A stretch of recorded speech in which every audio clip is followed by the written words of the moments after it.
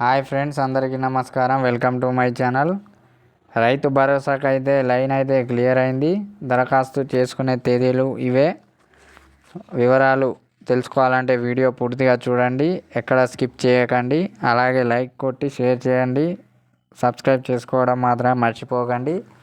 ఇక వివరాల్లోకి వెళ్తే, తెలంగాణ రైతులకు కాంగ్రెస్ సర్కారు సంక్రాంతి పండుగకు ముందు భారీ శుభవార్త తెలిపింది. రైతాంగానికి మేలు చేసే విధంగా ఇప్పటికే రైతు రుణమాఫీ చేసిన ప్రభుత్వం ఇప్పుడు రైతు భరోసాకు కూడా లైన్ క్లియర్ చేసింది.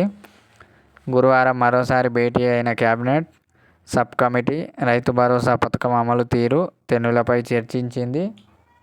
డిప్యూటీ సీఎం బట్టి విక్రమార్క అధ్యక్షతన జరిగిన ఈ భేటీలో రైతులకు రైతు భరోసా నిధులు విడుదల చేసే అంశంపై తుది నిర్ణయం తీసుకుంది. రాష్ట్రంలోని మొత్తం భూమి కలిగిన రైతులకు కాకుండా కేవలం సాగు చేస్తున్న భూమికి మాత్రమే రైతు భరోసా నిధులు ఇవ్వాలని కేబినెట్ సబ్ కమిటీ తీర్మానించింది.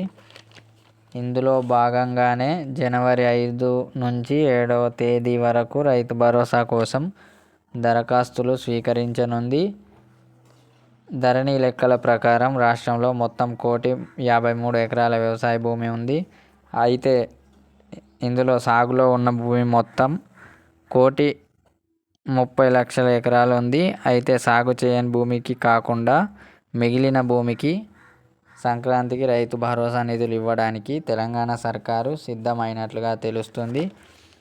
రైతు భరోసాకు అప్లై చేసుకున్న రైతుల్లో అర్హులైన వారందరికీ ఈ నెల 14న